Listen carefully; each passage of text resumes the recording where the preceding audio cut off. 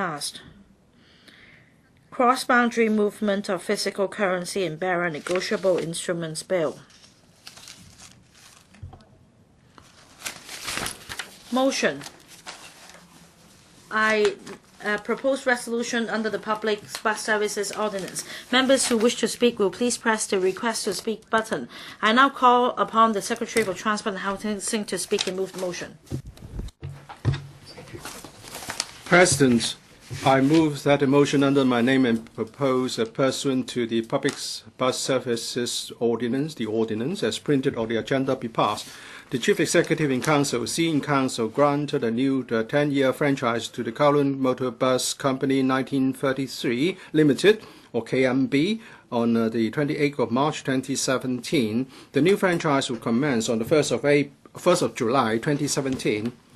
In keeping with the established practice that all new bus franchises granted since 1992 are not subject to the Profit Control Scheme, PCS, we propose that a motion on the agenda be passed to exclude the application of the PCS to KMB's new franchise.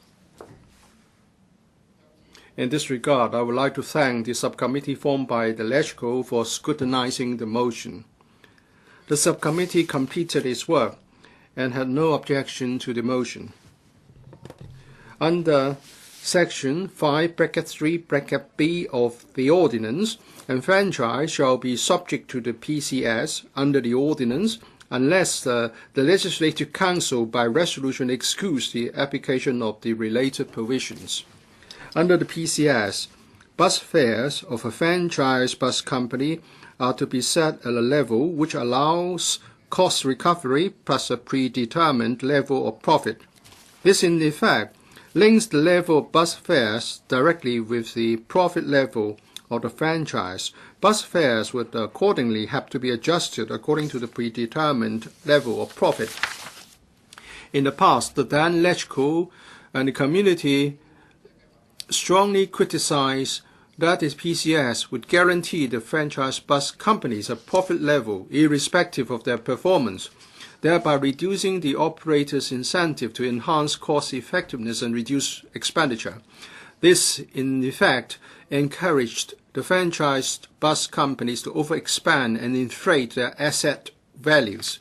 In view of this, the then Executive Council decided in 1992 that the PCS would not be applicable to new bus franchises granted thereafter. Since then, the government would, after granting each new franchise, move a resolution, either then LegCo and the current LegCo, upon our return to China, to exclude the application of the PCS to the franchise. A total of 22 such resolutions have been passed in respect of franchises granted since then. The government concurs that legislative amendments should be made to these legal provisions which no longer serve any practical needs. The government will consider doing so altogether as and when an opportunity arises, such as when amendments are also required to other provisions of the ordinance. In the meantime, the government will continue the practice of moving a resolution to achieve the purpose of disapplication of the PCS to a new franchise. Since the PCS is no longer applicable to any bus franchises, the government has made it clear during discussion with KMB on a new franchise that there will not be any arrangements on permitted return. Neither does the new franchise contain any such arrangements.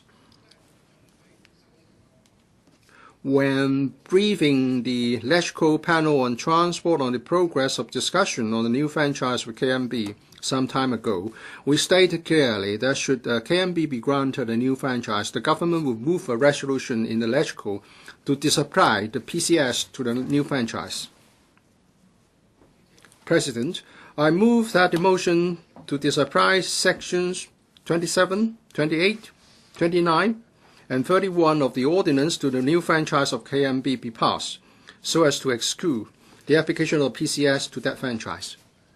So I submit. Thank you. I now propose the question to you, and that is that the motion moved by the Secretary for Transport and Housing be passed. Mr. Charles Mock. Madam Deputy.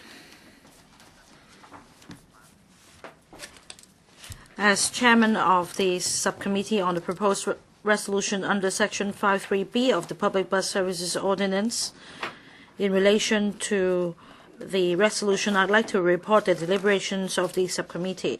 We held one meeting with the administration to examine this resolution. The subcommittee has no objection to this resolution.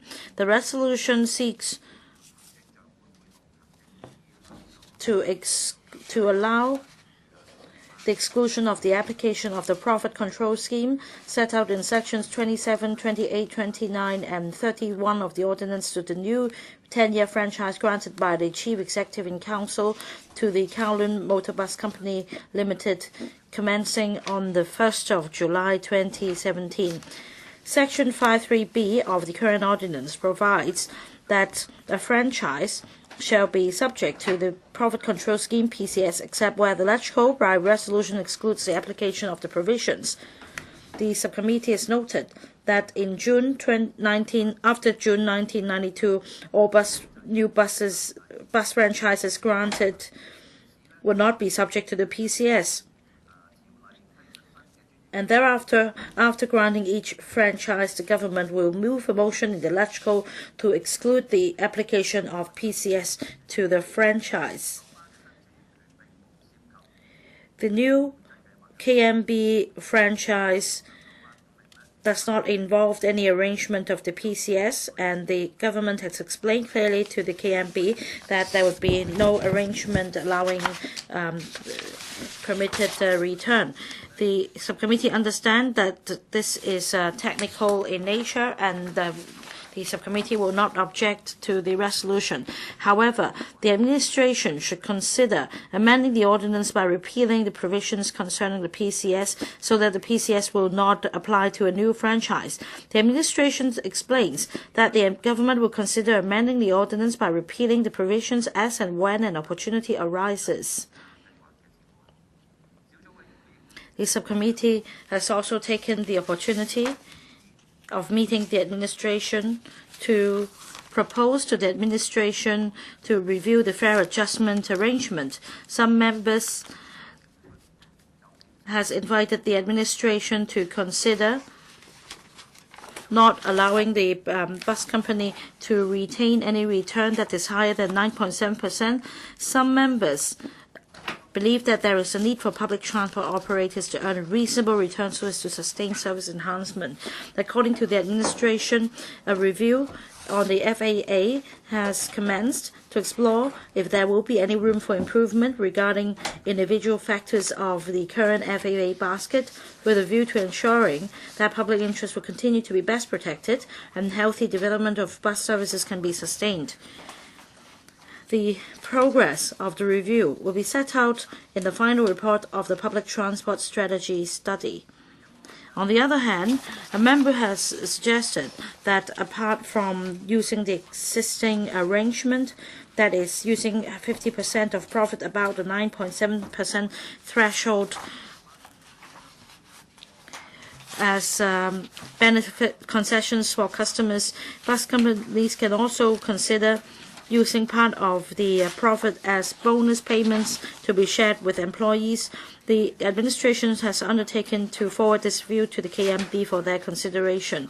The subcommittee hopes that under the new franchise, the KMB can continue to enhance its service, including more bus interchange concessions and more regional bus interchanges at the major bus terminals such as in Chengyi, Chang'an, and more fare concessions, for example, enhancing the fare concessions for full-time students and introducing monthly passes. There should also be more research into more measures to facilitate the disabled passengers and enhancing training for frontline staff. The administration has undertaken to forward these views for the KMB's consideration. Also, in light of the fact that many overseas cities are opening up their big data in the transport sector for public use, and Hong Kong is actually lagging behind, and opening up big data is for the benefit of the general public. The subcommittee is of a strong view that the administration should step up its effort in requiring bus companies to fully open up their bus service big data. The administration explains that the KMB is not yet ready to open up its big data for use by a third party for free. Unlike elsewhere, franchise bus service in Hong Kong are provided by private operators without government subsidies in accordance with commercial principles. Opening up big data would involve the ownership, and in fact, through other means, the KMB has made available real-time arrival information to passengers, and the administration is subsidizing on a matching basis the installation of display panels at bus shelters, 1,300 of them, with electrical installation in about 3 years' time to provide real-time arrival information. Madam Deputy, the following are my views on the resolution. We understand that this resolution is only a technical amendment. At the same time, we have heard views on the KMB's performance, and we have also taken the opportunity to make requests for KMB to improve its service. As I mentioned just now, when a new franchise is granted, I think this is the best opportunity for us to fight the corner for passengers, for the bus companies to improve its service. Well, now that the franchise has been renewed, does it mean that there will not be any improvement until 10 years later? Under the existing mechanism, the CN Council, after examining the proposal and giving approval, the Legislative Council has no power to approve the franchise. That is why we must take this opportunity to talk to the administration and express our views. I note that in the administration's reply to members' requests, in particular in the request to open up big data, well, I have made my point many times on many occasions. I don't want to repeat my point, but if the franchise bus company continues to retain big data for its own use or only pass big data to the government for the government's internal use, it will not facilitate the public. It will not facilitate passengers who wish to search for this information, and it will be very inconvenient for tourists arriving in Hong Kong, as they will need to download that KMB app. I think that in terms of government policy, we're lagging far behind, and I would like to point out that the data is owned by the private company, and under the existing mechanism, the government continues to renew the franchise, whereas the roads are paid by taxpayers' money. The buses ply the roads. The point is we cannot keep any information and then track the whereabouts of buses.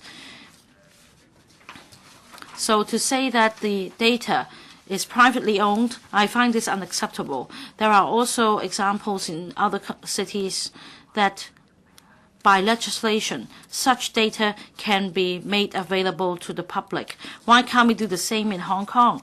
On the contrary, as I mentioned in the report, the administration has pointed out that the administration is actually subsidizing the franchise bus company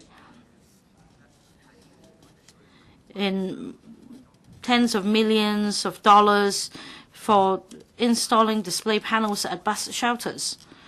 Let's save this money for releasing big data in the public domain instead. I find it unreasonable for the government to subsidize the installation of display panels. Anyhow, in terms of the opening up of big data, I think the administration should not continue to say that this cannot be done because you're just not willing to do it. I can say this to the Secretary. Even when the next administration comes on stream, I will continue to make the same request. And I think that it will be embarrassing for the administration to put up the same excuse, such as the carpool app. Recently, we have had debates, and the public is discerning. I think that the public will know very well what the government intends to do. I support the resolution. Mr. Alvin Young. 主席，其實呢，我都公民黨都為。Well, the Civic Party supports this resolution. It's just that when it comes to opening of data, we have something to say about the discussion. In relation to this resolution, my understanding is that other members in the subcommittee has already endorsed the 4 resolutions to ask the KMB to adopt various measures, concessionary measures, say for example monthly tickets. I would like to take the opportunity to speak to the KMB and also the Transport and Housing Bureau to ask transportation operators to open their data.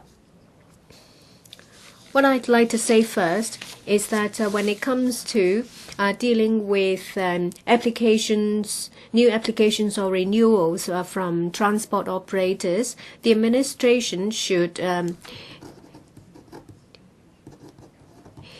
introduce GTFS, that is General Transport Specification. This will put in place route map, station or stops information, transfer, interchange concessionary. The data should be open for public to use. In Singapore and in the UK, when there are press releases about a new bus service, there will be a link provided for users to see the data. In Taiwan, this approach is getting more mature. And what I would like to say is that technically this is perfectly feasible and is being adopted by other places. And in Sydney, they even have real-time publication of information. If that can be done, of course, it's the general public that benefit. When it comes to public reporters or suppliers that develop public transportation apps, they have to use government information and then manually move the information into the computer system. And if you advocate a smart city, this is a far cry from what we can see. From information of the Transport Department and opendata.gov.hk, we see the latest app of KMB. Stop information and fare levels are inaccurate. We see that we have real-time information about certain routes and also fees. That means that KMB can do GTFS. So if they're willing to open the data, then it will be very easy for others to collect the information. And I have these recommendations. Currently, KMB only make available sectional fare. And if they can provide concessionary fare or interchange fare, then it will better serve the public. And people will be able to get the information within a very short time. As member of the public, of course, you can feel that it's a smart city when you use the public transport. If you can use the information to plan your travel, then it will make your life a lot easier. So I ask the administration to consider this in the future negotiation of renewals or new applications with KMB. I so submit. Ms. Tanya Chen. Thank you, President. Franchise bus services in Hong Kong has a history of 80 years. In the past, through this setting of franchise agreements, the administration would regulate the operation of bus companies and their profit levels. So whenever a franchise is to be renewed, we'll ask for the upgrading of service and reasonable fare adjustment. It will be the best opportunity to do so when a franchise is up for renewal. And now today we are presented with this once-in-a-decade opportunity. So we'll continue to ask the KMB to improve service and adjust their fares. So I need to tell the Secretary this. First of all, I want to talk about fares. With the development of new towns and the mistakes of in the development of new towns, many NT residents are still working in the urban area, and they need to use the bus service to commute between their homes and their places of work. According to the latest statistics, the daily patronage of KMB is over 2.71 million.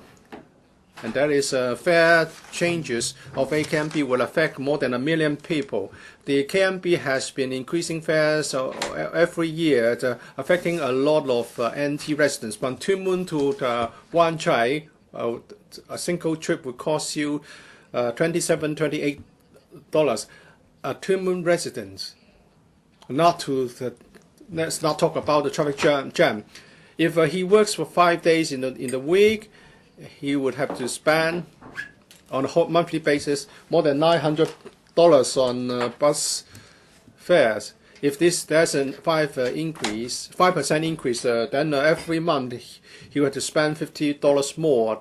And in the long run, this is going to be a heavy burden for him and his family. If we look at the parent company of KMB, and in the report, we know that in 2016, the net profit of KMB is over $600 million compared with the profit of 2015, which is $488 million. There's been an increase of 25%. So it's quite a good performance, and therefore the KMB should share the proceeds with the profits with the passengers. It's mainly due to the decline in oil price. It's said that if oil prices rises again, that the KMB profit will be severely diminished, and therefore there's little room for fare to be reduced. But it seems said that the KMB has entered into the 3-year contracts with oil price, thus providing a very predictable oil price arrangement for KMB. So there's no prospect of significant oil price fluctuations. So there's a room for KMB to reduce its fares. But the KMB has been ignoring calls to have fares reduced. Because of the need to renew the franchise, they come up with something which is nominal, that they give out some concessions to passengers. Well, this is just a gesture, more about posturing than offering real benefits. There are so-called concessions. If you take a cross-harbor bus routes of KMB, you will be given a concession if you then transfer to a tram. If you look at the routes, actually all the routes cover all the areas served by the tram, and also there are also cross-harbor tunnel portal interchange arrangements. So what passengers would use the cross-harbor KMB route and then take a tram? So this is more about the gesture, and it's just a nominal concession. And we have asked, and we are told that the return trip made by a student will be subject to a concession. But who can enjoy this concession? Which students can enjoy this? Well, there are already the concessions for full-time students. If the KMB want to offer concessions to full-time students, they should do it through this channel for full-time students instead of offering a discount for the second trip made on the same route. The KMB has indeed come up with some new ideas. For example, the KMB would inform passengers of the seats available on the upper deck, and there will be Wi-Fi services available, and then the space for wheelchair will be expanded so that two can be accommodated at the same time. But there's still much room for other improvements. The KMB has said that they are going to provide seating at bus stops, well, which is not a bad idea, but there's no prior consultation with wheelchair users and visually impaired persons. Now these seats have become obstacles to these disabled passengers. And the KMB then stopped the installation of such seats after receiving some representations from these people. It shows that the KMB, the fare, has failed to look into the needs of different passengers before implementing the idea. And there are other areas that can be improved. For example, sometimes the PA system for station information would malfunction, and sometimes you don't get any information for the next stations, and the volume of the PA system can fluctuate a lot. And so far, we have not seen any improvement. We would like the government to talk to the bus company so that we can get this improvement. And visually impaired passengers would like to get audio information in the bus stop so that they know which bus has arrived. Instead of asking the bus driver the route number and whether it serves the destination of these people. In many countries, such a system has been implemented, so it's been proved technically that it's viable. What remains to be done is for the bus company to make a decision and utilize its resources to do it. But of course, the bus company would like to save on everything it can save. And if the government doesn't speak out and there's no public pressure, then the bus company really do not have the incentive to do more for the disabled people. So I would like to relay the request of the disabled people and to come up with a timetable to introduce such a public information system. But the government has so far failed to act on this, and we are letting this golden opportunity go. So we have to wait for another 10 years. So before that, a lot of disabled passengers will have to suffer. Madam Deputy, let me talk about the failure to be punctual and miss trips. Some lost trips. And I've received complaints from my constituents that they have decided not to use bus service anymore because of the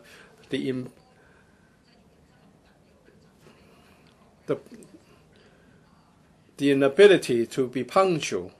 So because they will have to face the difficult choice of whether to continue to wait or to change to another mode of transport. The bus company is providing an app which allowed passengers to use the app to know when the next bus will arrive, so that they can plan their trips more easily, and more passengers would then opt for bus service instead of the MTR or even a taxi. It's on this basis then the bus companies can compete with the MTR. To improve bus service, the government should introduce more stringent penalty system for lost trips, and for the underperformance, a fine should be imposed. And the revenue from the fine should be used to provide concessions to passengers. We have been told that the problem has to do with the inability to hire sufficient numbers of bus drivers. The MTR system on lost trips and underperformance is not an ideal one, but we should learn from that. This time, the franchise does not have any stipulation on punishment and penalty. And I also want to talk about the recently published comprehensive transport study, which is a study on the operation of different operators instead of the overall comprehensive transport policy, which is a matter of concern to the public. The last study resulted in setting the policy of using the railway system as the backbone, supplemented by other public transport. It has been a subject of much criticism. Whenever we have a discussion at the panel on transport, at the PWSC, or even at the FC, many members have criticized the MTR for deteriorating service. But on the other hand, the MTRC is charging management fees which are getting bigger and bigger, and they are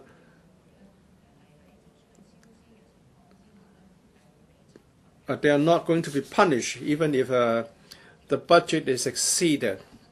When a new railway extension line is commissioned, the minibus routes or public bus routes will be eliminated. If we look at the Kwun extension and the Western Island Line, the residents have a lot of grievances about the rationalization of bus routes, and the experience with the WIL is very bad, because very quickly the bus companies cut some routes.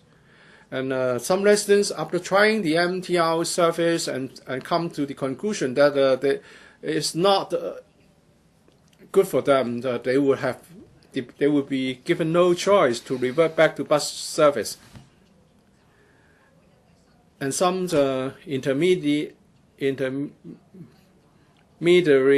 bus stops will be affected by new extensions. For example, after the commissioning of SIL, the Popular area, which is not served by the extension, is already affected. So this is going to be more and more serious with more MTR extension line commissioned. I hope the government can address all these issues which have been subjects of criticism by the community.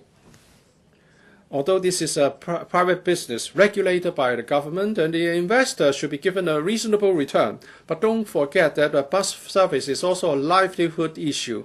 The government cannot just take care of investments, interests, and ignore the social responsibility of bus operators, and also the need to safeguard public interest. The government should make the best use of the opportunity presented by the renewal of franchise to ask the bus company to provide reasonable and quality bus service. The government should not stay away or pull its punches in front of the operator. I remind members that when you speak, please focus on this resolution that is in relation to the profit control scheme and the new franchise. Mr. Peter Shill. Thank you, Madam Deputy. I am going to support this resolution, but I'd like to spend some time on 2 points expressed by members just now. The first one is whether we have a display panel to show the real-time arrival information. Well, there are panels at some bus stops, but in some other cities they have display panels at every bus stop. Hong Kong is such a developed city. Why is it that we still do not have this system? I think that the administration should consider this very carefully. When it comes to technology, well, with mobile phone equipped with a GPS, we know the whereabouts of our own cars. Why can't we know about the location of buses? And also for passengers, they need to make an informed decision whether to wait for the bus to arrive or to take the MTR instead. Well, maybe some commuters may opt for MTR because it takes shorter time, but some passengers would like to take buses instead because it's more convenient, it's door to door, especially for elderly passengers. And yet they don't know how long they must wait at the bus stop, especially in Hong Kong when there is traffic jam. Very often, passengers would need to wait for 10 or even 20 minutes. I often receive a lot of complaints. If this information is available, I think that the administration should take the lead, especially when you are negotiating with the franchise bus company on the new franchise. You should urge them to install the system as soon as possible. And about lost trips and delays, well, as I mentioned just now, because of the traffic condition and traffic congestion on the road, you may not be able to make sure you have 100%, the buses are 100% on time. But this is a prevailing situation. I receive a lot of complaints from the public, and when I lodge a complaint to the transport department, then very often, according to the record, a bus might have broken down midway, and that perhaps a driver has so happened to have taken leave that day. But is there any way to do justice to the public? Any way to pursue the complaint? There isn't any. So the public is helpless. They can only make complaints, but nothing can be done about it. And they are really disappointed in the bus delays and lost trips, and they often complain to me. Well, this franchise renewal is a good opportunity for us to negotiate with the companies. Otherwise, we'll need to wait for another 10 years. That's the 2 points I wish to make. Thank you, Madam Deputy. 多謝主席。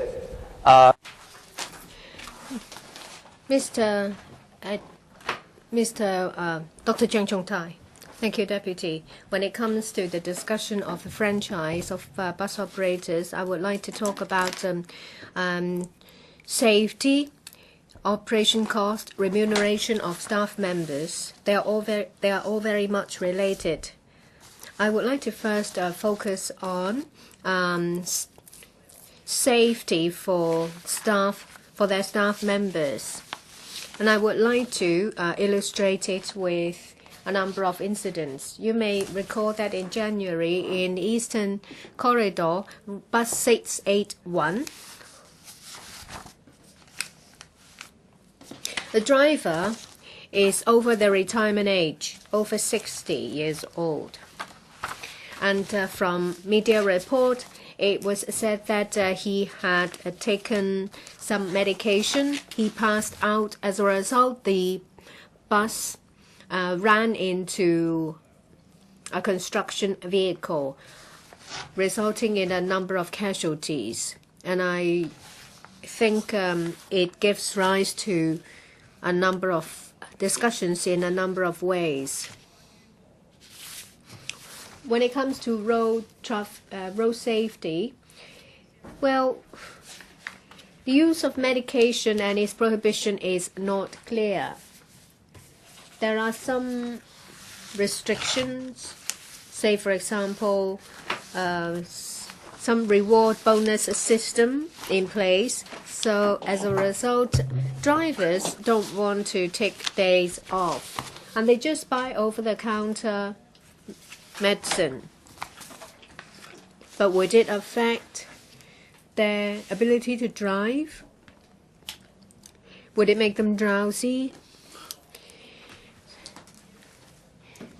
At the beginning, after this case has happened, I do think that the administration should conduct a review. Perhaps a clear list of medications should be put in place, so that employers and employees would be able to take reference. And just now members talk about bus arrivals. Yes, that's basic in service quality, but I'm more concerned about safety. There are a lot of long-haul bus journeys in NT East and NT West. And we do need to plug some loopholes when it comes to ensuring the health of bus drivers. Another controversy involved in this incident is that in September, the bus driver in question had gone through a body check. Bus operator refused to disclose information about the body check. The driver continued to work, so we don't know whether the result of the health check complies with legal requirements. I do think there is a need to review the medical check system of bus drivers. This is particularly important in terms of protection of the public. A few years ago, there was compulsory ECG.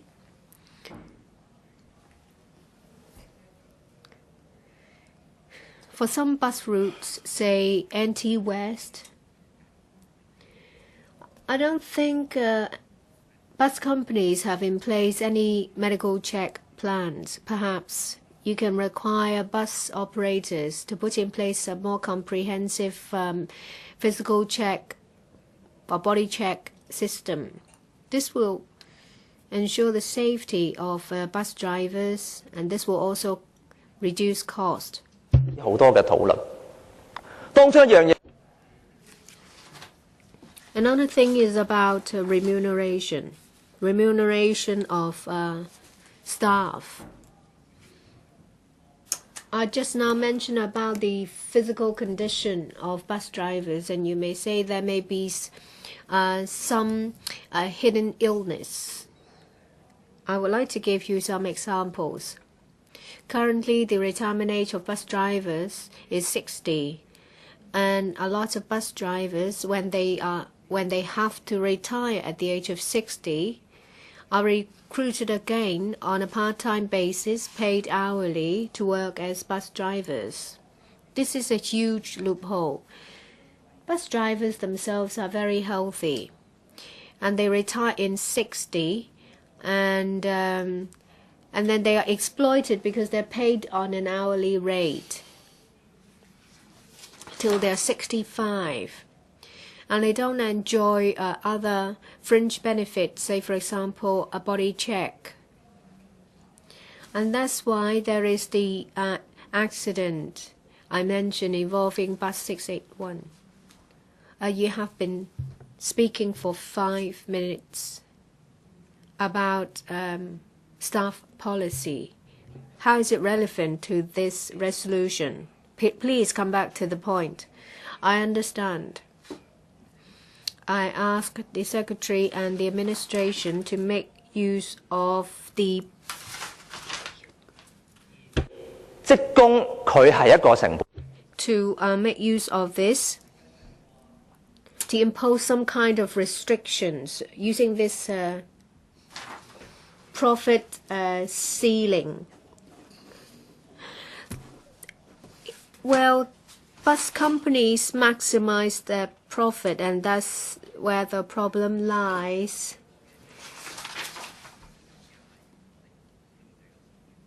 Service users are affected. So the problem is not just about wages. It's also related to under wages control. Staff members will meet standards so that members of the public can use safe and quality service. 我再次提醒議員，請大家發言嘅。Again, may I remind members that when you speak, please speak on this particular resolution. In other words, the exclusion of the PCS to KMB franchise. Mr. Lau Kok-Fan, many members have offered comments on bus companies and bus service. So I would like to take the opportunity to say something. I didn't want to speak, and I I know that on Friday we are going to have another meeting on the transport study. But let me say that bus service is very important to the public.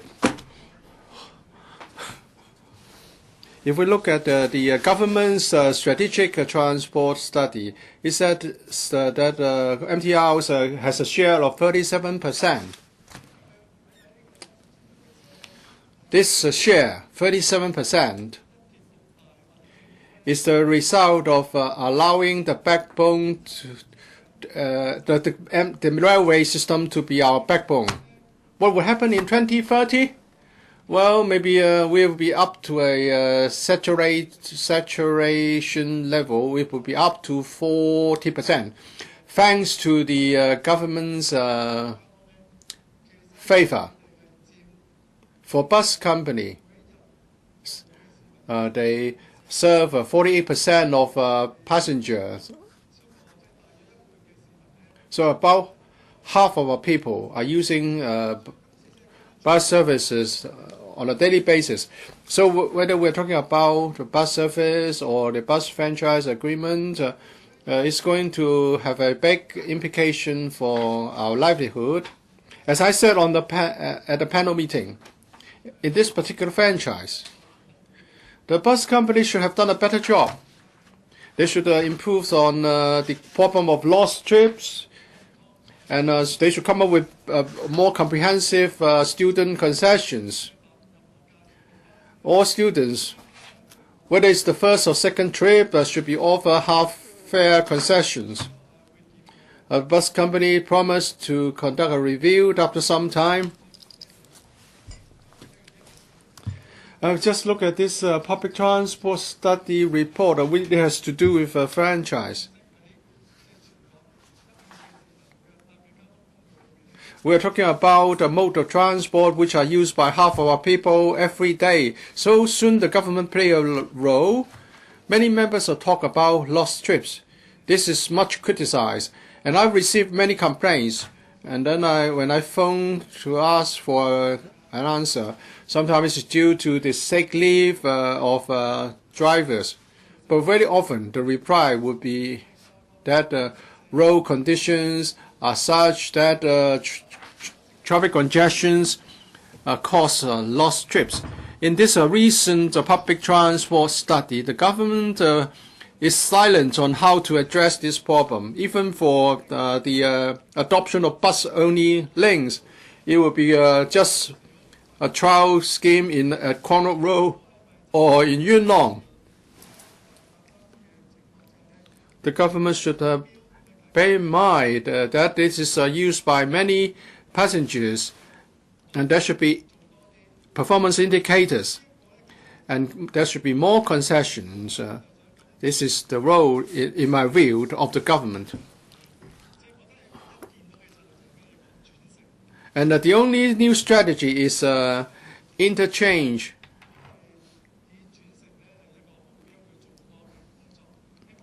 In past rationalizations, efforts, interchange arrangement is always the tool for reorganization. But in the past, it was not very successful because it relied on the railway system. Of course, the railway is convenient, but if I go to an interchange station, I don't get another bus immediately. I have to wait for some minutes because the frequency of the next bus route that I'm going to take is not good enough. So in offering interchange arrangements, you must look at the feasibility, or better support should be provided. The government plays an important role. Let me give you another example. In the report, there is a mention of quality bus routes and that is there will be no standing passengers and fewer bus stops.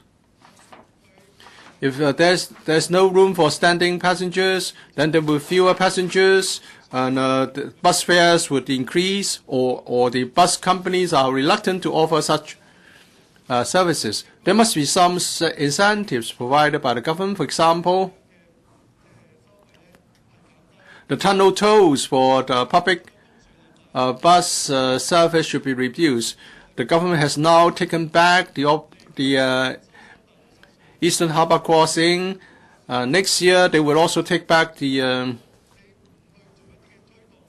tunnel to Sha Tin at the Texcans Tunnel, but you don't provide the incentives to promote quality bus service. So it seems that the government is not really pragmatic about this. And I believe the bus company on this occasion can do more. But why aren't they doing more? It's because the Transport and Housing Bureau, in the discussion with the bus companies, would relate wishes from the public.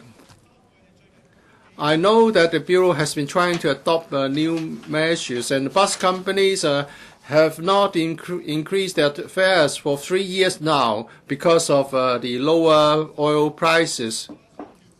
But for monthly passes, well, we should use this opportunity to introduce monthly passes for long-haul passengers.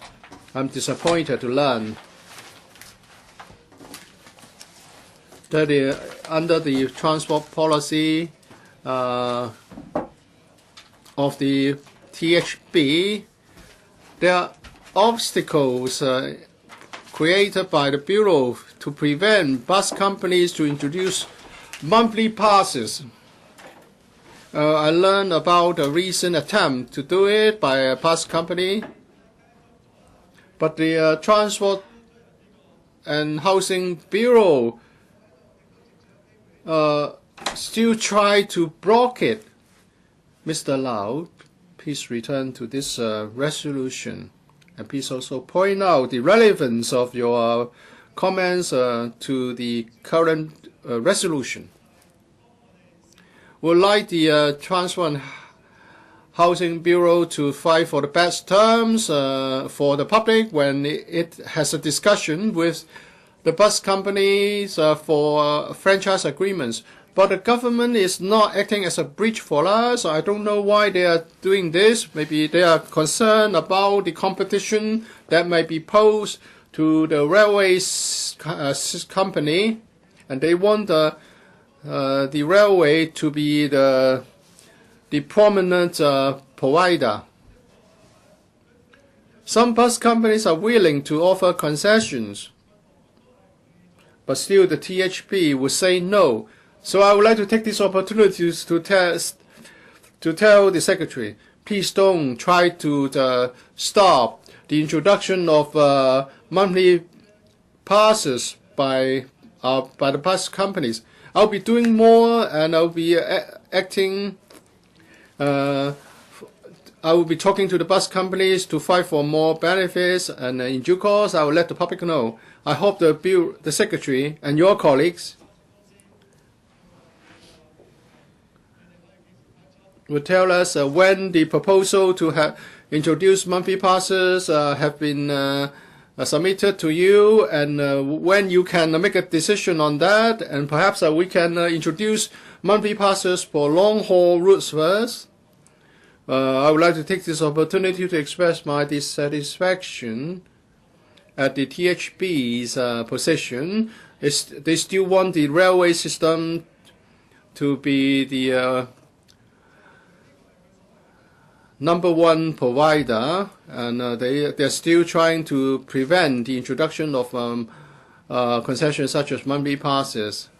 Well, since many members have commented on all these aspects, and on Friday I won't be given so much time, so I would like to take this opportunity to tell the THB my views.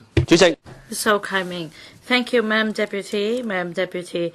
I support the administration's renewal of the KMB's franchise, but at the same time, I hope that the service can be improved.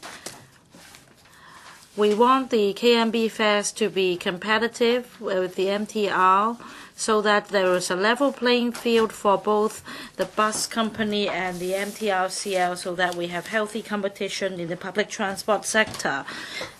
At the moment, in terms of the bus frequency and the level of fares, the buses are not really competitive. We hope that more concessions can be provided so that patronage of buses can increase, so that passengers will be given genuine choices whether to take the bus or to take the MTR, so that the public transport in Hong Kong can improve. One suggestion for the Transport and Housing Bureau is for BBI concessions, whether we can have concessions at the bus interchange. For example, at the tunnels now, we have the major interchange providing fare concessions for interchange. What about West Kowloon, Lai Chi Kok Road, and also East Kowloon? Will there be interchange concessions so that long-haul passengers opting for interchange can go for a bus with lower fares? Of course, we also heard when we met with the KMB that they would like to introduce a monthly pass scheme as well, but it will only cover several bus routes solely operated by the KMB. This is not the same understanding as in the minds of the public. Our understanding is that if we buy a monthly pass, we'll be able to pay just $400 a month for all bus routes. I don't think that the public understands it as using the monthly pass for just one route, say 968. I think this is what the public wants, so that it can be more competitive comparing to the MTRCL. We also urge the KMB to introduce the monthly passes like the model I suggested, so as to benefit the public, because for workers, apart from traveling to and from home, they would often need to go out to see clients, to have other activities. So I wonder if the monthly passes can cover other commuting costs so as to make it more suitable for workers in general. For the real-time arrival information system, I hope that the administration can urge the bus company to make the data available to the public so that we can develop new mobile applications and that we can know in advance when the bus will arrive. If I am a bus passenger, I don't want to first use an app showing the map to find out the location of bus stops before using the KMB's app to find out the arrival time of buses. Although comparing to a few years before, this KMB app is a significant improvement. Well, we still have delays, but at the same time, we also have the so-called ghost buses. Since the data is already available to the government, I want to ask the government to monitor the performance of buses because even though the time it shows that the bus will arrive in 3 minutes, often it won't arrive until 12 minutes later. So the government should step up monitoring of its performance. Many bus terminals will not be completed until 2020. Especially for the installation of display panels and seats at bus stops. They are not major works. I hope that the administration will continue to provide more resources and monitor the bus company to improve the facilities at bus stops. We understand that they have only a small team in charge of this program, and they should hire more staff to oversee the installation of seats and display panels at bus stops to make it more competitive. About employment benefits for bus drivers, well, many drivers are employed on part-time basis, although they can work full-time before retirement. And yet we also question whether the corresponding benefits are provided to these drivers according to the 418 rule. I hope that more can be done to make sure that these drivers working on a part-time basis can also enjoy the same benefits.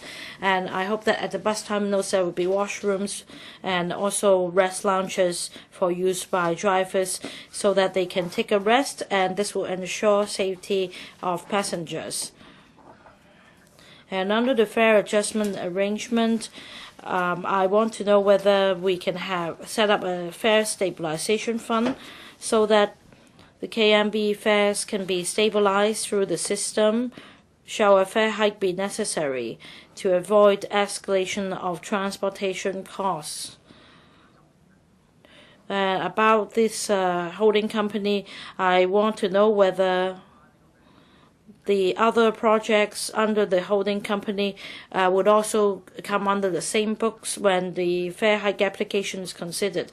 I hope that the government will continue to monitor the performance of KMB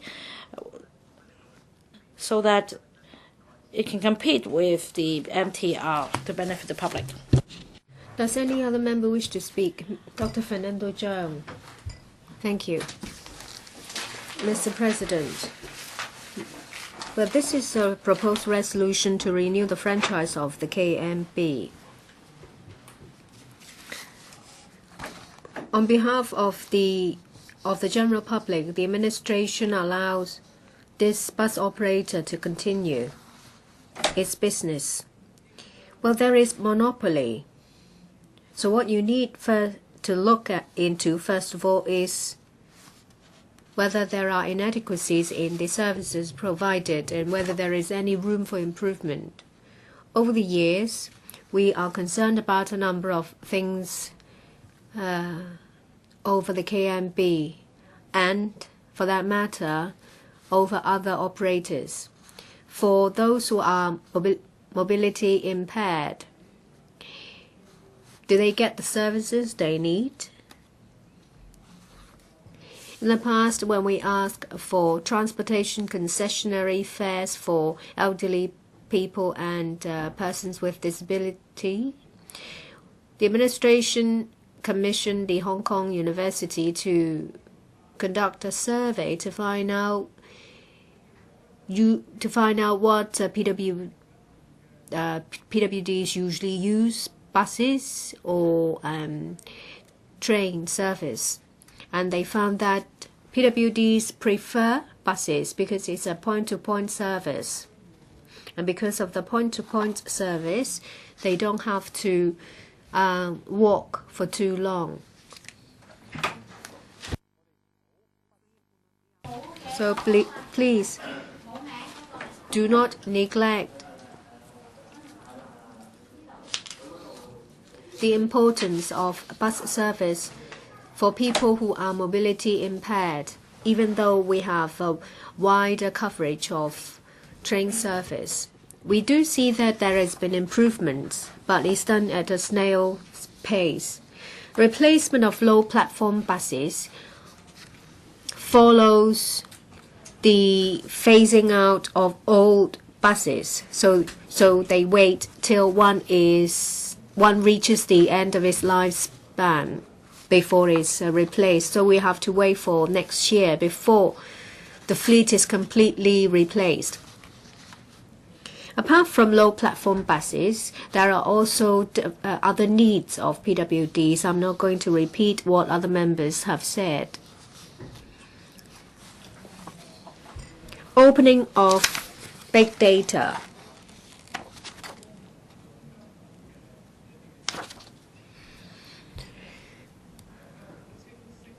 This will allow members of the public to use simple applications to find out when buses will arrive. for those who are vision impaired, they can use apps to listen to the information. For those who are mobility impaired, then they can use the information to gauge when they need to go to the bus stop. And so far,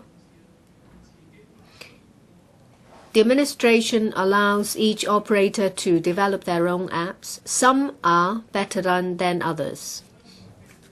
This is not ideal at all. The administration can make use of the renewal of franchise to require all bus operators to meet a certain standard. Regrettably, there is no such standard, nor is there a stance. In every quarter or every half a year, the Transport Department will meet with representatives of PWDs and also MTRs or bus companies. They will have the meeting, say what they have to say, and then leave. This is not ideal. The administration has the responsibility to take the lead to set the standard of public transportation to an international standard, then talk to stakeholders, and then apply this standard to all public transport operators with a franchise, instead of leaving the companies to decide on their own. I have received most complaint about mobility impaired children. Well, there is something they use. It's not a proper wheelchair and it looks like a pram. And that's specially designed for people who have difficulty walking. And my daughter actually has one. Well, it's a kind of wheelchair.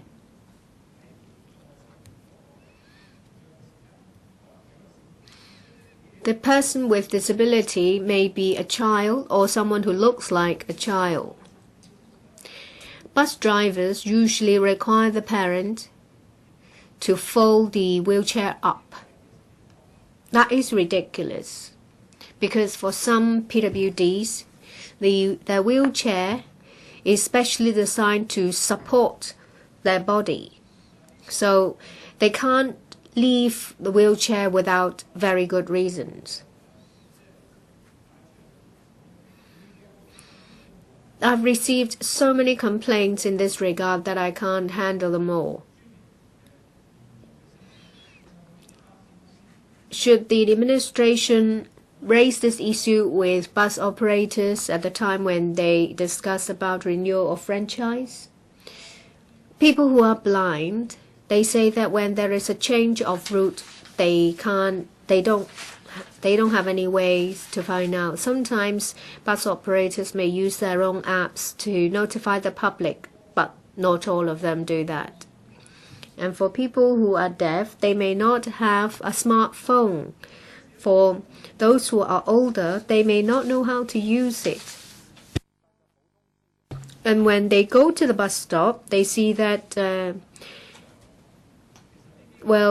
they will be waiting there for a very long time because there's no one there to tell them that the bus won't come. The administration may require them to do certain things. When it comes to the arrival notification system on the bus or at bus stops, well, I'm not going to repeat what I have already said. In the renewal of franchise, the administration should set standards and apply this to bus operators or public transport companies. Public safety. Dr. Jiang, please pause here. I noticed that the Deputy Chairman has already spoken a number of times to ask members to focus on the exclusion of the application of the profit control scheme on KMB, not about the franchise.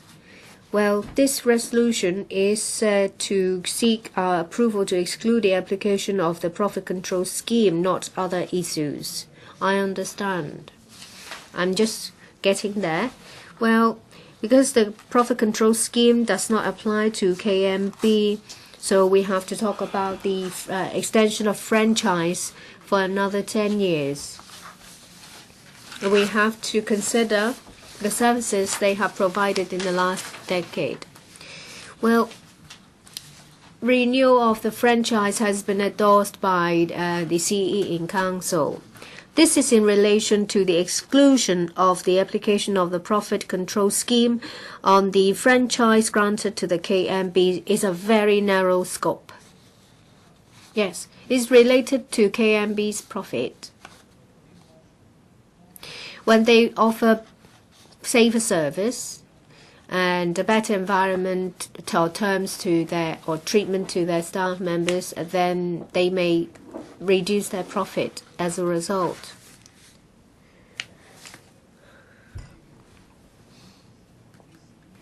KMB staff, especially drivers, don't have enough time to rest.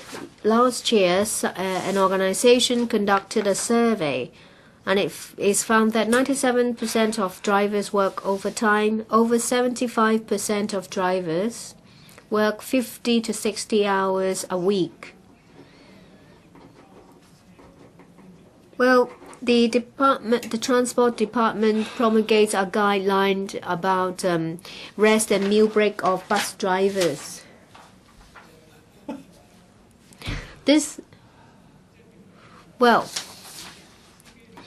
It says under this guideline that the maximum hours of work of bus drivers is 14 hours and time spent on driving 11 hours. So assuming 6 days a week, so the driver sitting behind the wheel can reach 66 hours. You can imagine working in such a confined space, you have to be constantly alert. Long working hours will cause fatigue and in turn affect safety.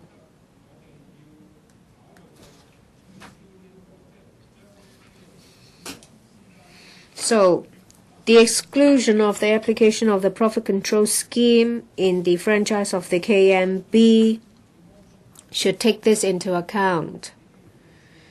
Should we not require bus companies, for the sake of safety, not to ask their bus drivers to work for too long? In European Union, it says that you can't spend more than 9 hours driving. For us, it's 11 hours, and it may be continuous. It doesn't say that how many days they work a week, as long as they get one rest day a week. I don't know whether you do think that is a digression, Mr. President.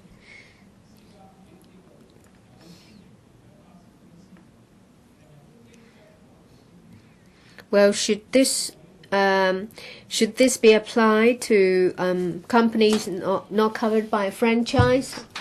I ask bus companies to consider their service quality, safety, and do they cater for the needs of for people with different needs? I so submit. Mr. Chen Hanpan, this resolution is to disapply PCS on the bus companies and new franchise. Actually, we need to do this once in a while. The government should consider amending the legislation, because every time when this resolution is tabled to disapply the PCS, we have been doing this for many times. It's time that the legislation should be amended instead. And when we talk on, when we speak on the resolution, people would have to offer some comments on bus service. And I think they just feel compelled to say something. The government would represent the public in the negotiation with the bus company in order to get more for the public. In this new franchise, what has been achieved? For example, Mr. lIl.Motion says the number one concern of us is monthly passes, but there's nothing in the franchise about monthly passes. And lIl.Motion has also talked about student concessions. Again, it's not included. Under the PCS, a bus company, well, in respect of a predetermined profit level, they are assured of that. Under this franchise agreement, new franchise, there's also an investment return rate,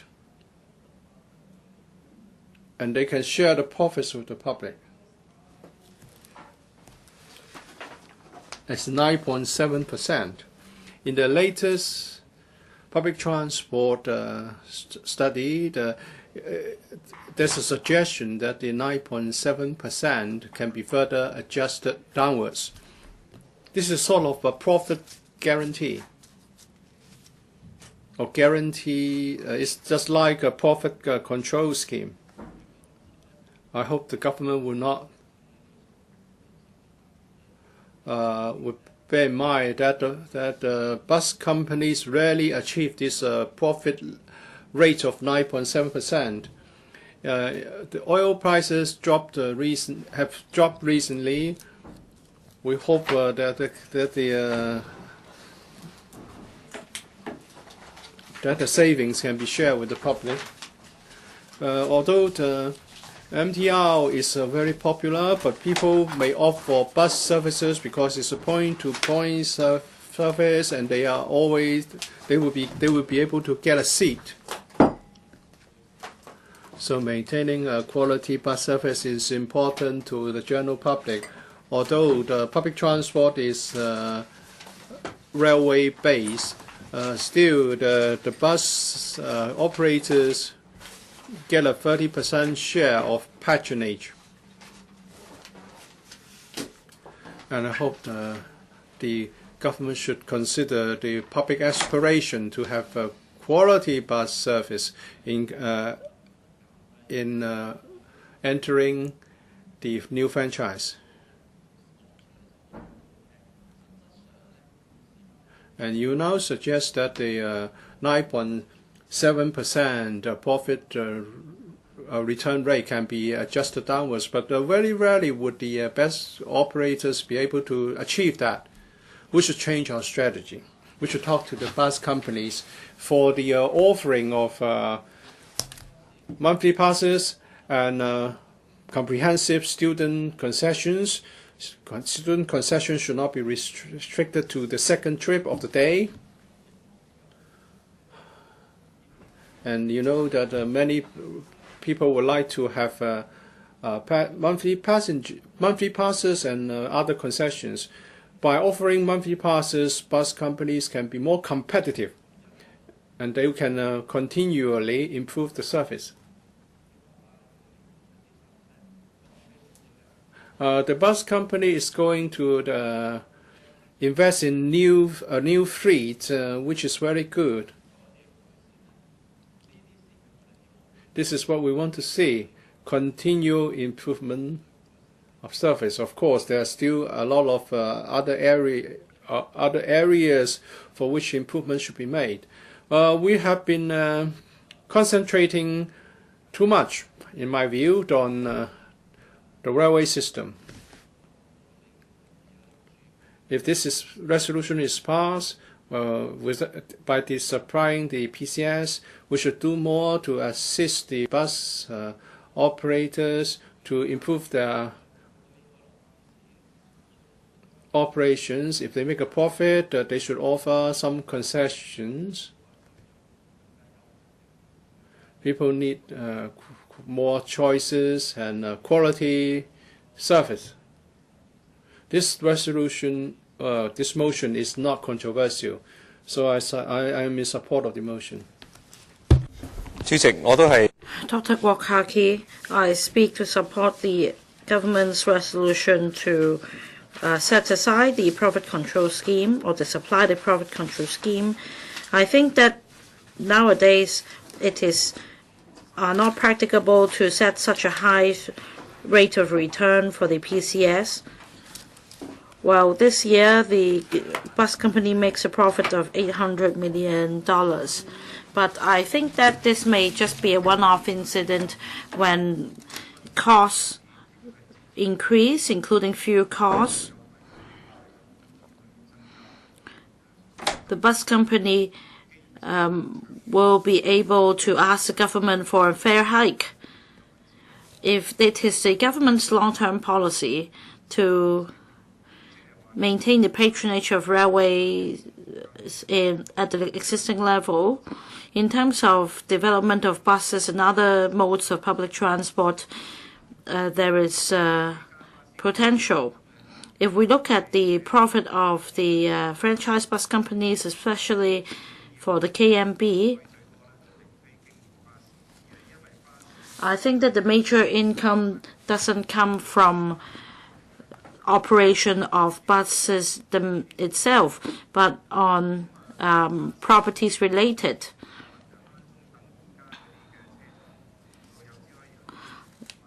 When time is ripe in the future, the bus companies could ask for the bus depot to be reprovisioned, and then the old depot can be demolished for the construction of luxury homes. We have seen many examples like this, and these companies are actually robbing the public of their money. Although the franchise has been granted and the administration has excluded the application of the profit control scheme on KMB, every time when we sign the agreement, the administration will seek LegCo's approval to exclude the application of the profit control scheme.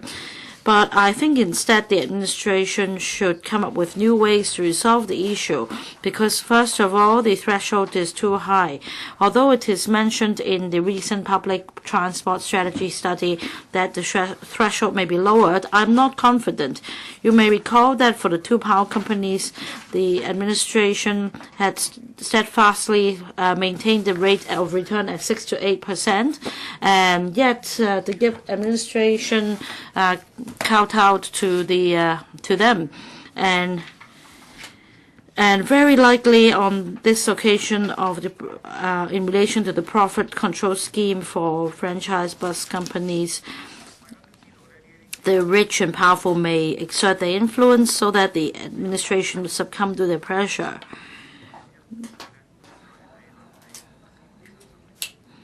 The bus companies make profit out of the public's pockets, and there are different ways for them to generate income, such as advertisements.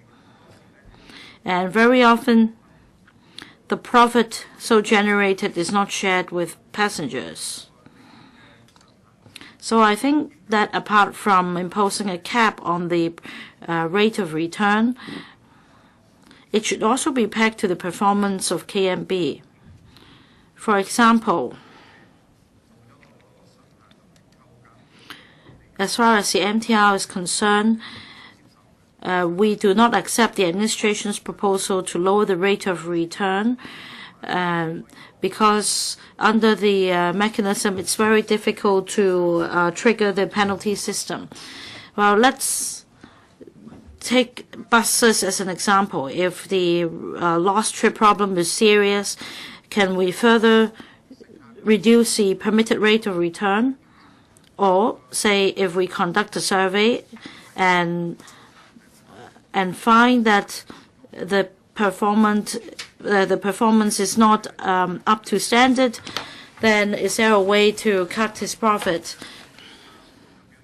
Otherwise, it's a guaranteed profitable business, regardless of how poor the performance is. The administration is restricted from taking action because of the profit control scheme. Although on this occasion we're going to exclude the application of the PCS. Unfortunately, we have already renewed the 10-year franchise, and it will be another 10 years before we revisit the same issue. I don't think arbitrarily setting any percentage would help. On the contrary, I think we should adopt new thinking. For example, that the bus company should adopt energy-saving measures, there should be performance pledges, and there should be sharing of data. There should be criteria clearly set out as indicators in the new profit control scheme so that we can control their permitted rate of return. We all understand that once the franchise is granted, it's a guaranteed profitable business. We have 0 interest rate at the moment, and if you allow 6 to 9% of permitted return, it's even absurd to the businessmen, because for many SMEs, they work so hard and then they won't be earning close to 6-9% of profit. If the government continues to adopt the same mentality, I find it shameful. 月就會落任啦，但係我相信去處理。Well, it's less than a month before this administration ends. I think that in terms of the role of franchise bus companies in the future, and also in terms of introducing long-haul bus routes, the government should review the profit control scheme. And in terms of new items, they should be excluded from the profit control scheme so that there is initiative for the bus companies to meet the requirements. For example, premium taxi service proposed by the government recently, it is time limited, which means that the operator will not be able to operate the service forever. It should be subject to a time limit, and the franchise should not only be granted to the existing companies. I think that there should be more competition so that more capable operators of high caliber can join the market so that more passengers can benefit. But more importantly, for the permitted return, the rate is so high we find it unacceptable. I hope that when the Secretary responds, he can tell us what his vision is, how we can do something about the profit control scheme. I support the resolution. Does any other member wish to speak? Mr. Leung Kwok Hong. This is just going through the motion. In 1992, a lot of members of the public and electoral members thought that the profit control scheme existed in name only. What they did is to increase the fixed investment. Well, I'm sure you all understand. Of course, if the denominator is bigger, then the numerator will be bigger too. So, well, you just freeze the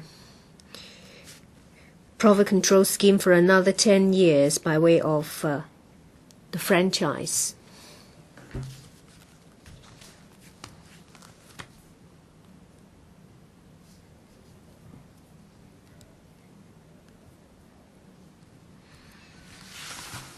We need more flexibility, and we need to make proper adjustments.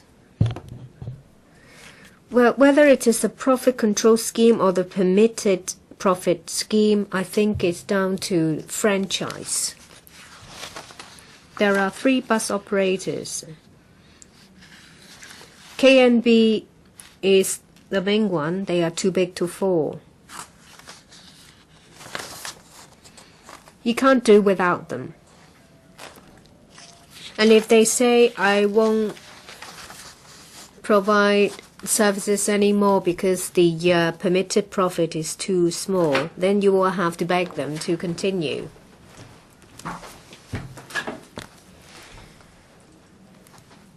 So, whether it is after a while, after 10 years, you just continue to freeze this corpse.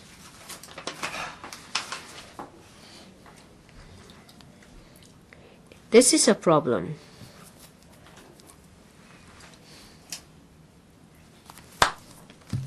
Well, in the discussion of the resolution of the Public Bus Services Ordinance,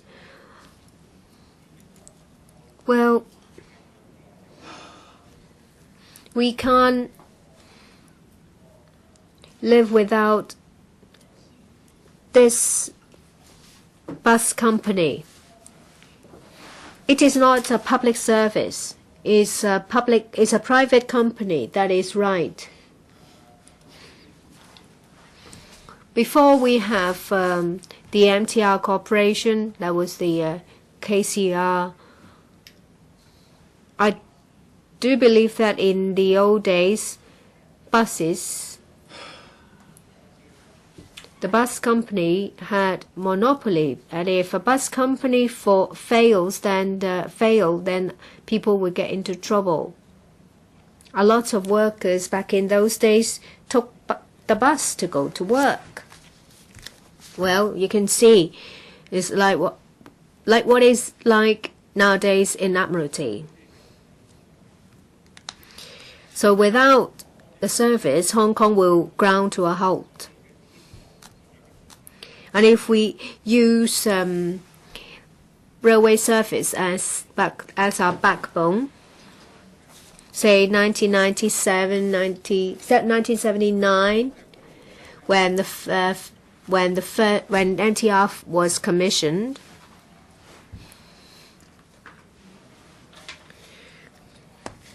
well, at the beginning, when the MTR was first commissioned, bus routes cannot run parallel to the MTR route. So there can't be any bus service that runs parallel to, say, Nathan Road. As a result, you see that some cross-harbour tunnel buses will, for no reason, go into Shanghai Street. There is also another giant that is too big to fail that's created. The MTR. Previously there was the KCR. They merged.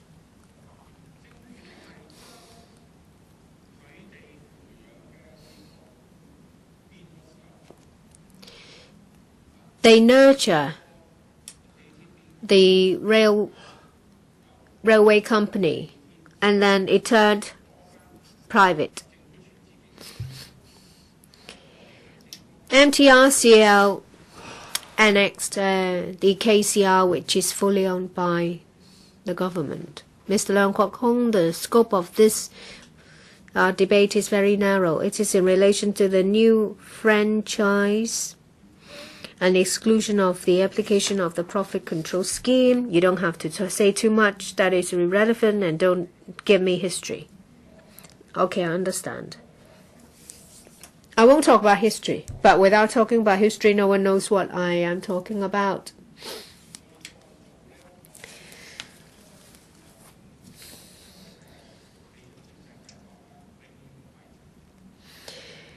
There is no need to make use of a 10-year franchise to forever exclude the profit control scheme. We're talking about the invisibility of the PCS, profit control scheme. In short, well, when the business grows, it doesn't really matter. The business is suffering a loss, is not doing well, because you guarantee them a profit. Say they buy a bus. Well, there are some zombie buses. Once they departed, then they can't. We have narrow roads. We have poor air quality.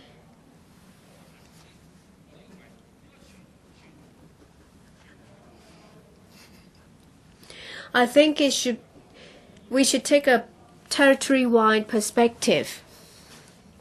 I oppose to it. I ask members to oppose to this.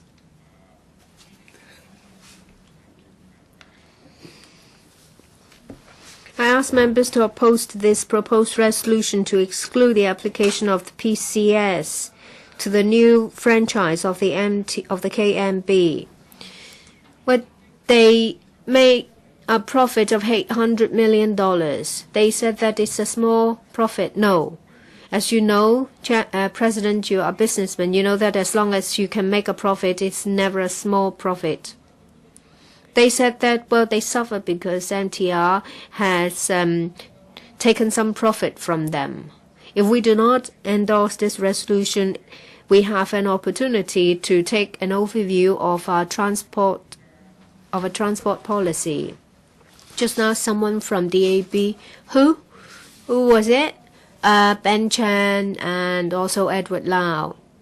MTR has made a huge profit from their railway operations as well, so much that they can operate railway services in another country, and they also charge for building a railway service.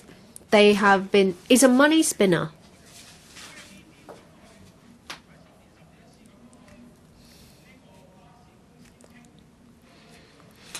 If you negotiate franchise once every 10 years, well, they will be complaining about difficulties they encounter, and you won't allow them not to operate.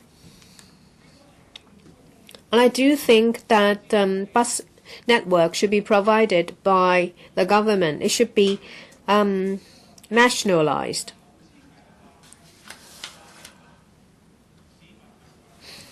The objective should be to serve the public. Fares should be set taking into account median income. If the railway service is nationalized, then bus service problem will be resolved. Well, if the railway service is nationalized, if it makes such a huge profit, then fare can come down. Residents complain because they have to, well, some residents will have to use a train service, but there is no bus service to take them to train stations. There are no K buses. Bus companies think it is not profitable because patronage is too low, and bus and railway companies think there is no need to provide such service. I just want to raise this point. Well, instead of discussing with bus companies once every 10 years,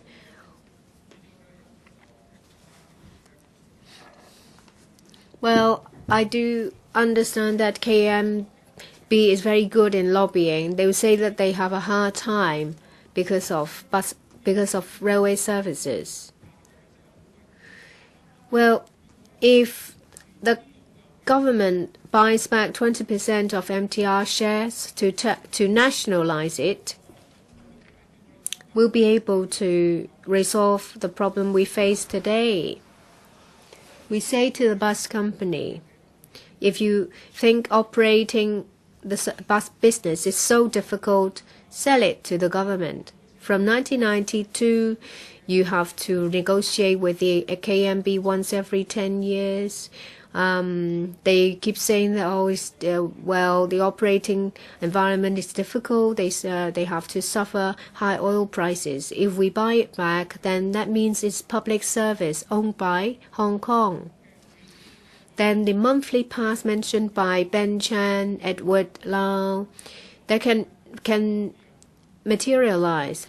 There can be quarter pass, there can be life passes, there can be passes for elderly people. President, I don't know how old you are. I am 61. Maybe in 5 years, we will be able to see, as long as you're a Hong Kong resident, you can have a pass to use all kinds of public transport. But this is only a dream. Well, public transportation has reached saturation. Privatization of railway service creates a bottleneck under which we can't resolve bus problems. What KMB said is actually right. They run the business that carries risks. How can you ask a company that makes $800 million to resolve problems passengers face?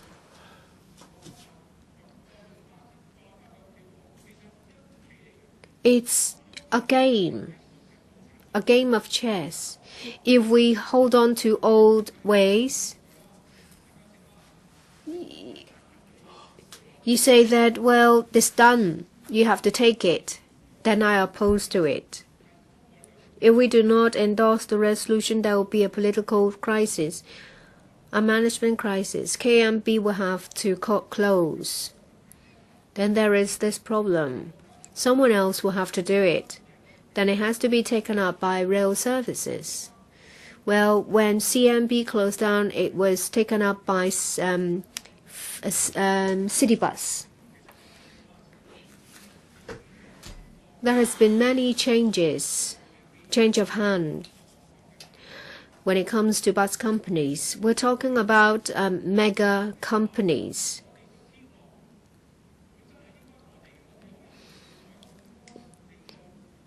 Railway service belongs to us. It should be used as a leverage to supplement buses, green minibuses, to improve our transportation network.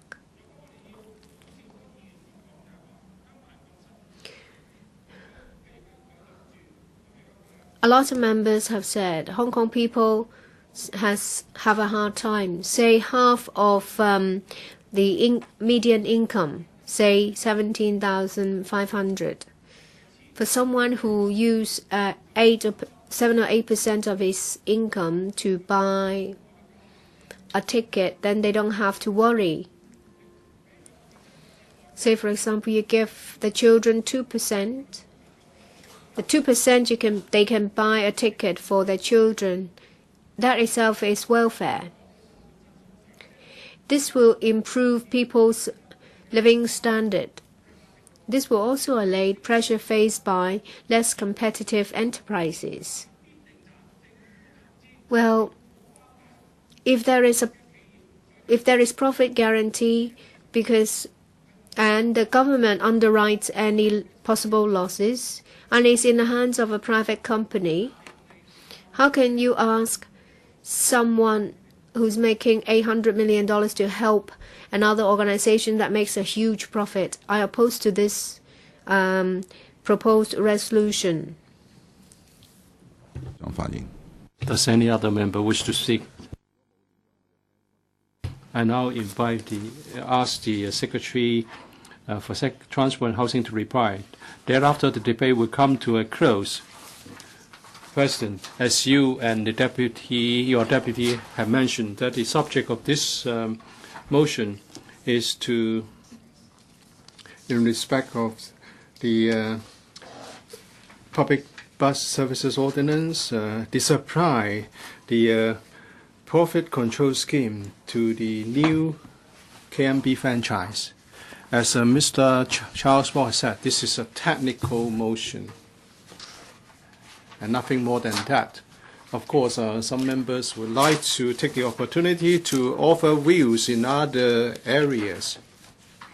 But the members have covered a very wide area. It will be very difficult for me to offer meaningful response here.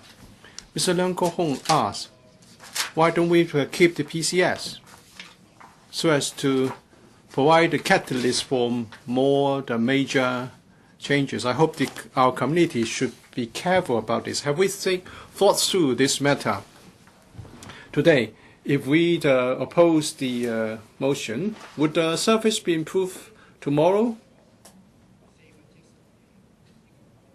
This arrangement has been around for a quarter of a century. It has been the practice since 1992 because of the then very strong opinion, and the government then decided that notwithstanding this PCS provision in the ordinance and in view of the morphing of this scheme into a tool for bus companies to make a big profit.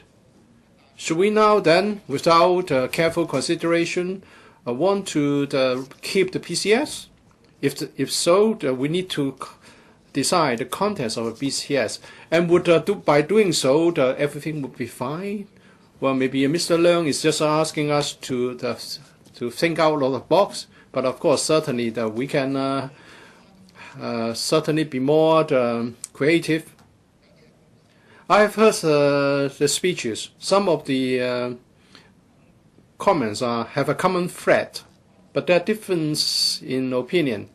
Some members have criticized the service of KMB as if it's worthless. For example, in terms of lost trips, according to a study, the total rate of lost trip in 2011, at the peak, it was 8% and has gradually dropped to 1.5% this year. There are many reasons for lost trips. Maybe it's due to poor management or driver-related problems. And very often it will be affected by road conditions. So members will say that you should resolve congestion problems. When we propose methods to relieve congestion, and a member who's countered that without solving the problem with parking spaces, you should not do that. So we are moving in circles.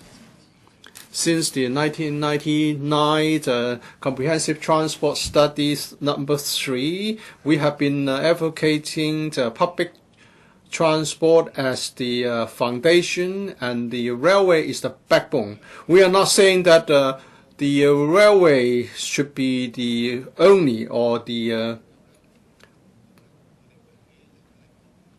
prominent service provider. And on Friday, there will be another meeting to talk about the study, so I won't say more now. In the report, there are some data which suggests that up to 2031, the share of passengers taken up by the railway system is just about 40%. And public bus would still account for 30%. Other modes would be having a comparable patronage level. So there's no question of public bus being phased out. But of course, public bus faces competition from other modes. And if they are not doing a good job, they will be out-competed. And there's no question of asking bus routes to be maintained after the commissioning of a railway line, and we just don't pay any attention to the low patronage. This will be inappropriate. Mr. Lau Kok-fan, Mr. Evan Lau has accused us of standing in the way of the introduction of monthly parcels by the KMB. I don't know how much influence has been inserted by the KMB on him. Well, we have been very serious about this. In 2013, we have asked the bus companies to introduce monthly passes because some form of monthly passes will be good for long-haul passengers. And also introduce the City Saver scheme for the MTR. So there's no reason why this term of government would not like to have monthly passes introduced by bus companies. But we have told KMB very clearly about this, and we have also informed the panel on transport about this. And there are three conditions. First of all, the coverage must be substantial. They cannot just offer this for 2 routes. They should do a series. They should offer a series package, and the concession must be substantial. And thirdly, the bus company must come up with a feasible package to offer a feasible monthly passes system. As Mr. Ho Kai-ming has suggested, we don't want nominal action.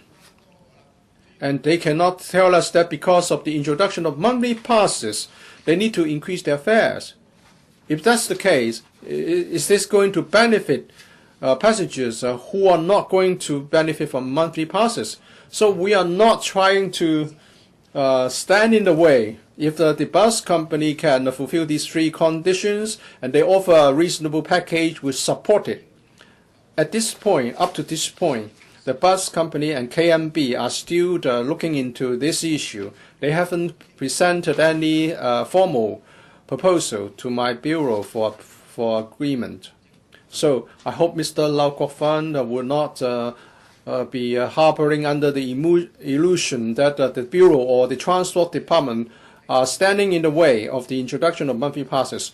But if the bus company cannot come up with a scheme that would benefit passengers, then the Commissioner for Transport, as the authority to monitor bus service, should not likely gives her approval.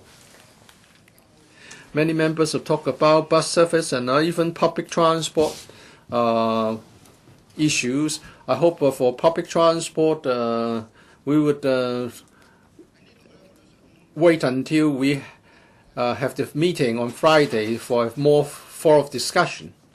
And here I would like to respond to 2 points. First, real-time information, and also the opening up of data. Indeed, compared with other major big cities, which many people of Hong Kong have visited, compared with these cities, we are lagging behind. I think the government admits that this is the case. And our transport system is not the same and cannot be compared with other cities, because in other cities they may have the municipal government running the public transport system, and the data is owned by the operator, i.e. the government, and they also provide a very high subsidy to the public transport system in those cities. For example, mainland cities are doing this. So in terms of rate of return, and also whether the data should be considered worth a certain value, and in Hong Kong, as bus operators, they have opened up their data through, they make available their data through the transport department. But in their view, if they provide the data to third-party developers, which are commercial entities, they have some strong reaction to that, which is understandable. We hope the operators will know that in this day and in this modern era, data should be released real time, and this is the trend. And the government would talk to the stakeholders and the sector. We want to move towards the objective of establishing Hong Kong as a smart city. All along, in terms of policy and measures, there might not be enough complementary arrangements, but we think we need to catch up. Some questions, some problems or proposals, they should be good for thought but perhaps they are not so easy to be implemented. Say, for example, legislating to open up data. What kind of data are we talking about? Are those data for the bus company, or what other data are we talking about? We need to consider all these carefully. But I do agree with opening up data, and we should consider it. And also, talking about franchises, you said that every 10 years we will have the opportunity to do something.